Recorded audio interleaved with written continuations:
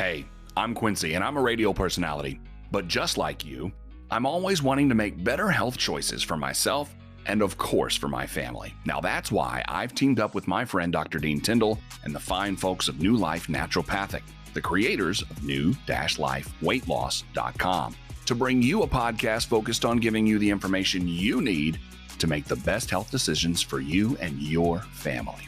Now, that's going to be without sway from what mainstream medicine has become. Now, this podcast, Pursuit of New Life, we're going to release one each Friday. And we're going to focus on debunking the mainstream medicine myths now associated with naturopathic, holistic medicine, while giving you clear insight into ways you can make your health a lifestyle and not a jump from fad diet to fad diet. Experts in the fields of biochemistry, chiropractic, physiology, women's health, and much more will weigh in on a range of topics, all designed to open your eyes, expand your knowledge, and bring you to new life. Now be sure to subscribe to Pursuit of New Life on all the podcast platforms, and also follow us on YouTube at newlifenaturopathic.com, and be joining us every Friday for Pursuit of New Life. Welcome into Pursuit of New Life. We are so glad that you've joined us. We love getting the opportunity to share with you from our New Life Naturopathic team. Several weeks now, we have been building, talking about a lot of issues in our culture, a lot of things that we deal with in our families, in our personal lives that really impact our health. And we're going to take a look at another topic today that is very prevalent in our culture and really around the world, but mostly right here in our own country. But I would encourage you to download and subscribe Pursuit to New Life on all your podcast platforms, wherever you like to get them. And then also, of course, subscribe on YouTube at New Life Naturopathic. So the team is here. Dr. Tyndall, we've been building toward this. We've talked about stress. We've talked about sleep and some of the factors. And there's a reason we talked about all of that leading into this week to talk about mental health. Hey, Quincy. Yeah, it's a aspect that we deal a lot with in our office, and we naturopathic and stuff like that. It's a long subject. There's lots of different types of mental health issues out there. So we're going to kind of try to do this in two parts. Today, we're going to talk about mental health in America, causes of it. And then the next podcast, we're going to talk about like strategies, how to deal with like naturopathic, different therapies out there, along with trying to work with, pharmaceutical, to try to hopefully help patients to minimize their use of pharmaceuticals, and because a lot of these medications have some significant side effects and can affect your health also in a negative way. Yeah, usually when you hear the list of side effects, they include depression and other mental health issues to try to get help with your mental health issues. So that's always tough.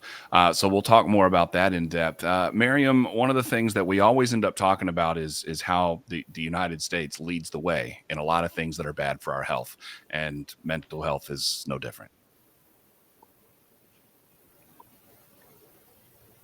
Yes, Quincy, that is absolutely right. I guess going off of the last topic we discussed, which is stress, kind of leads into the topic of kind of mental health, mental illnesses,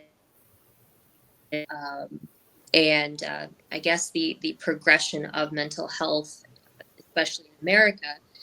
And we say, America gets a lot of the, I guess, the front and back end of that, because we are such a competitive, highly manufacturing, just, I guess, the impact of mental health on our society, I believe, is at least tenfold, compared to a lot of most other countries across the world.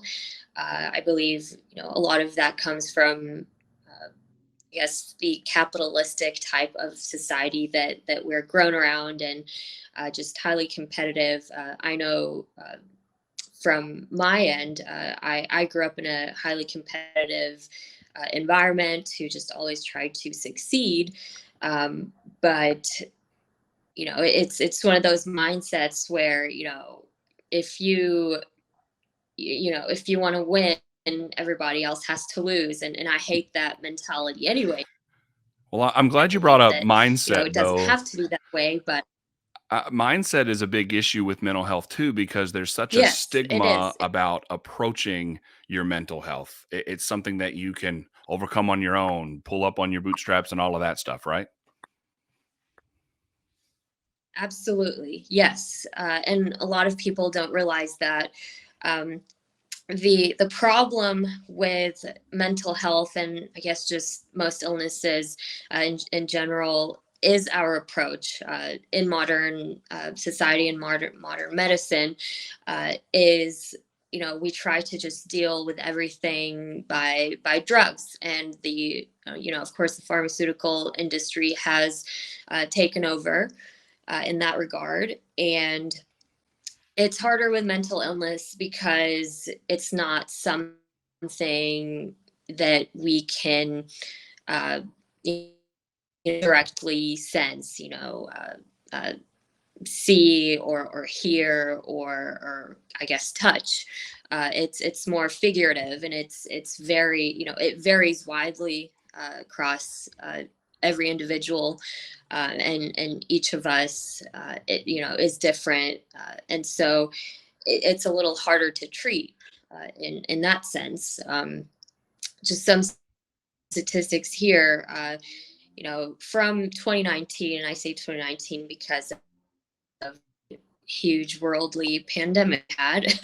I think starting from 2019, if anyone did not have a mental health issue or mental illness, they probably developed one. Just kind of being cooped up in the house, not being able or not being allowed to go out, just kind of feeling constraint, and that can kind of wreak havoc on a lot of our mental health.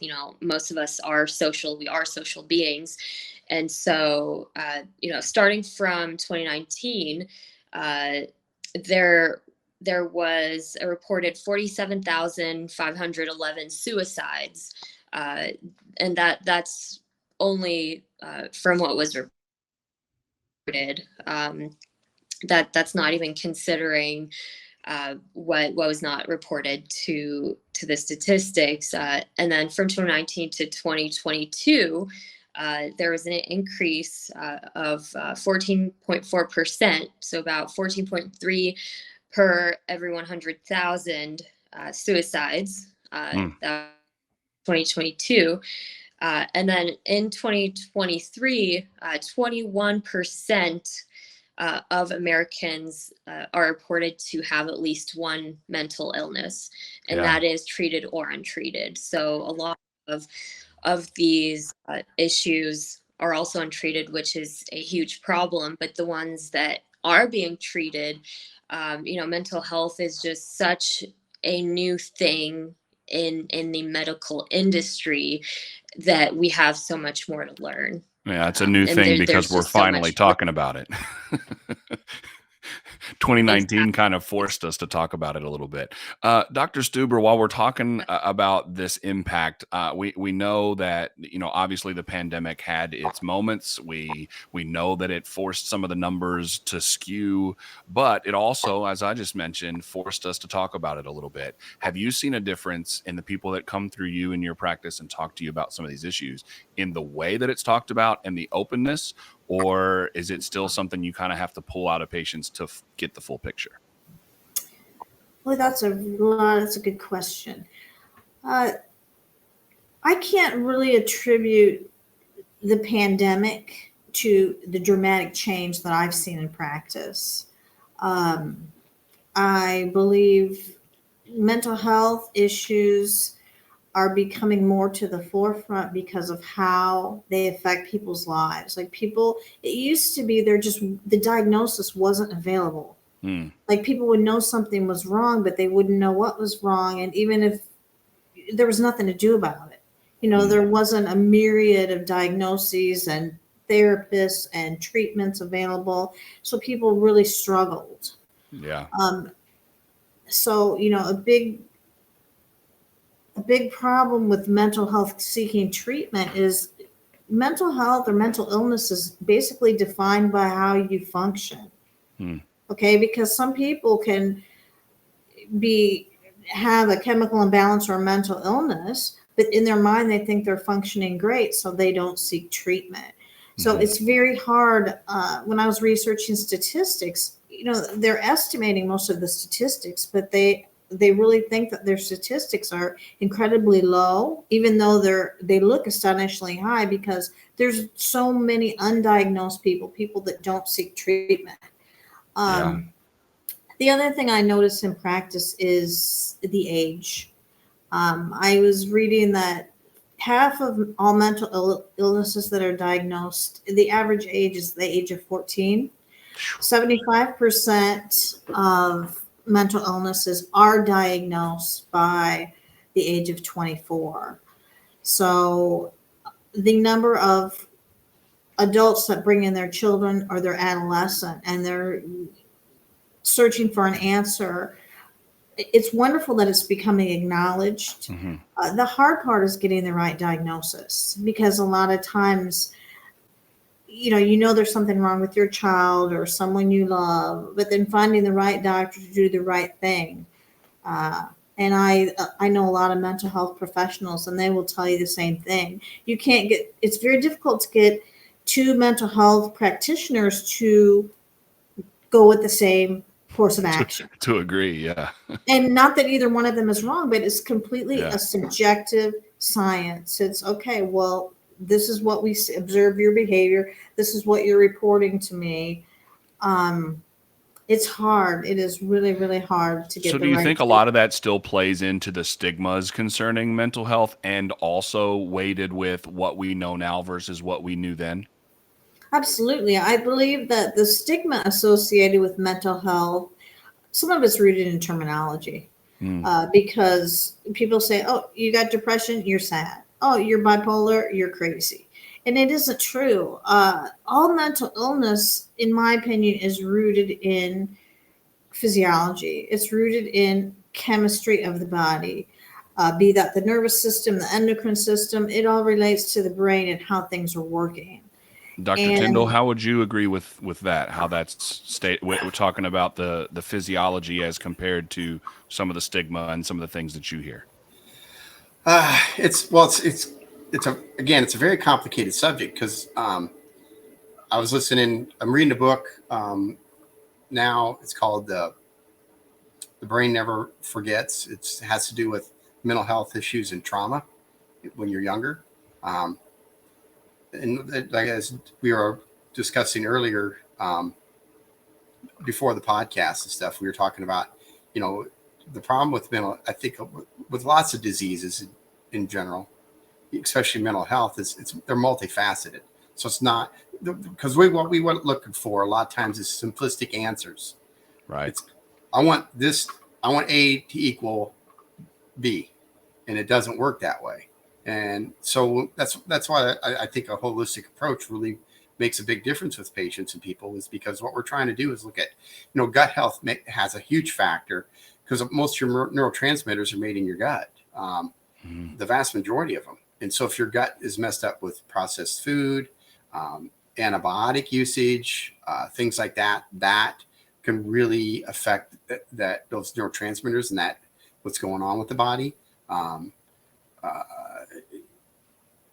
So that's why we talk about food a lot. We put our patients on our eating program to get them to eat back to, because I tell people all the time, for us to go forward, we're going to have to go backwards. We're going to have to go back to sitting at the table together with each other. We're going to have to go back, like Miriam talked about, we're social animals. And so, you look at the dinner table, at least when I was a kid, you sat around the table, everybody ate. We all talked about what was going on the day. You didn't have cell phones, you didn't have iPads, and parents didn't, when your parents didn't bring their work at home.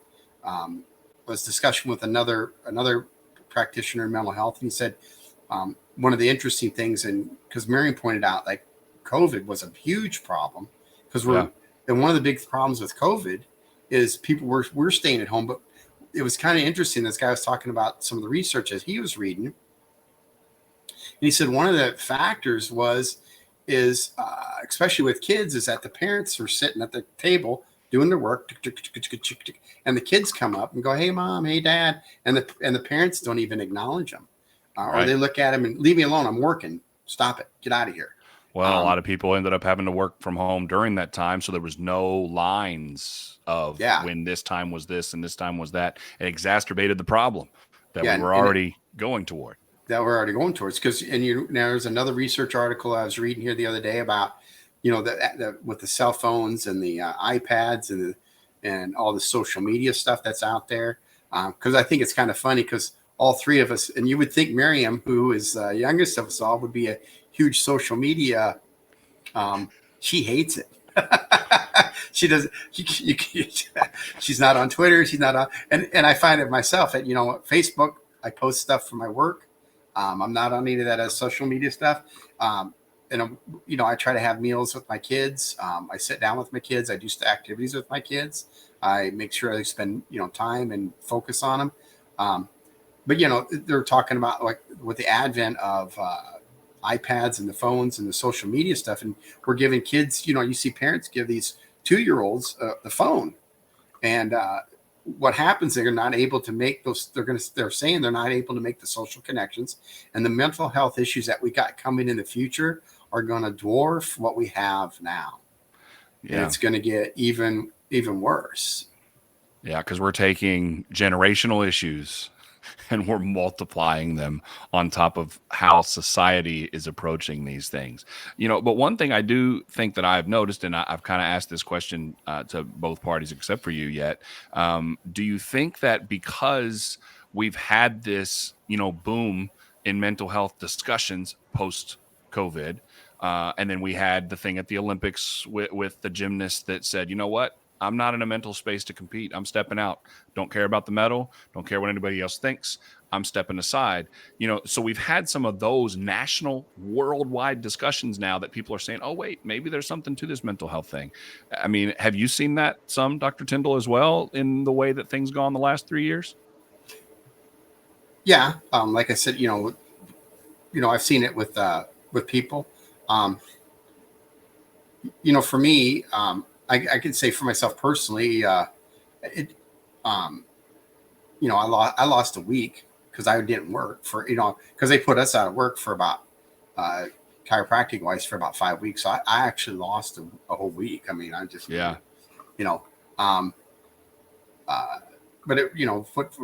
for me though, I still went out and I didn't stay at home. I still had to do my house calls at the Amish. The Amish didn't have a pandemic. No. Yeah, the Amish didn't have a pandemic. So I was down there a lot. I was working on, I had, plenty of other projects I was doing. I was remodeling a couple of houses at the time. So I was going and doing that work. Of course, I had my kids with me doing all that stuff. So I stayed, Miriam came down. We picked up we took an opportunity. We picked up paints for the office. Staff came in. We paid the staff to paint the office. So we did, we stayed active and did a bunch of stuff. So as far as myself personally, not, but again, a lot of people around me, a lot of people started to kind of really lose their cheese was starting to really slip off the cracker, so to speak. I think the discussions changed. I think that's what I'm getting at. And I think, Miriam, you alluded to it a little bit too. There's a history of mental health. And I hear this response a lot. And correct me if I'm wrong, Miriam, when somebody talks about, autism or something else, like, well, in my day, kids were just ants in the pants and they didn't have all of this fancy stuff. Well, we didn't understand it then, right? Like, how would you describe that shift over the last maybe 5 years? Miriam. Yes, absolutely. That is correct. I think we are so much more aware, and we are spreading even more awareness, which is definitely a good thing. We're definitely starting to be more cognizant of mental health and just how critical mental illnesses are and how debilitating they can be. And I think more and more people are finally starting to just sit down and have that discussion instead of kind of ignore it and pretend like, nothing's wrong. Mm-hmm. The way that I grew up was, I would come up to my mom and say, "Hey, mom, I'm feeling kind of sad and I don't know why. I don't know what's wrong with me." And then she'd say, "Oh, you'll be fine. You know, there's, you know, you're smart enough. You can figure it out." And that's kind of how the mentality was. Mm-hmm. I think for people, I guess even in that generation, but just the past 5 years, even a couple of years before the pandemic, I think also was a huge factor into that. There was so much overwhelming change that happened, pre and post pandemic. Just a lot of devastation that happened that nobody was really mentally or physically or practically prepared for. A lot of businesses getting shut down, just the changes in overall lifestyle that we had to basically get adjusted to, whether we were ready to or not. And that can be traumatizing to a lot of people. I know it was for me. And for my own personal experience, I don't like to talk about myself a lot, but I've personally suffered from depression since I was a child, ever since I can remember. 10 years old, I can actually remember recognizing something was wrong with me. I just didn't know how to deal with it. And I wasn't really allowed to even face it or talk about it. And I mean, if you look at history and the way that mental illnesses were treated, basically if there was any preconception of mental illness, you're considered demonic, like a demon. Mm-hmm. These ridiculous ideals, but compared to now, I would kind of compare a lot of those barbaric thought processes to, not that much different. I mean, Mm. most of the difference is how we were treating mental health and, Yeah. asylums versus, mental hospitals versus all of that. And I think there's definitely hope. The treatments, I believe, have come a long way Yeah. with just drugs and other, or sorry, not only drugs, but other means of treatment, such as talk therapy and, not very basic procedures like and all of that Mm. fun stuff that they used to do back then. Uh, so we've definitely Well, come a long way. one of the things that you And mentioned social was, media and news. Go ahead. Sorry. yeah. Yeah. Well, one of the things that you were talking about, and I think we touched on it earlier, is ages and how that is, how it impacts different age groups. Dr. Stuber, we were talking about kids and how they get diagnosed and when they get diagnosed, but I believe we were talking earlier before the podcast, talking about some of the statistics we were going to talk about. Adults have a lot of mental health issues as well. So it's kind of blind leading the blind. So if we look Well, at some of this, 1 in 4 adults in the United States have a mental disorder. So yes. And that, again, it's an estimate. yeah. Mental health, mental illness, it's very difficult because, again, it's a subjective science, which kind of is an oxymoron in itself. Right. Uh, it's based on how a person functions, and it's how you function in relationship to others.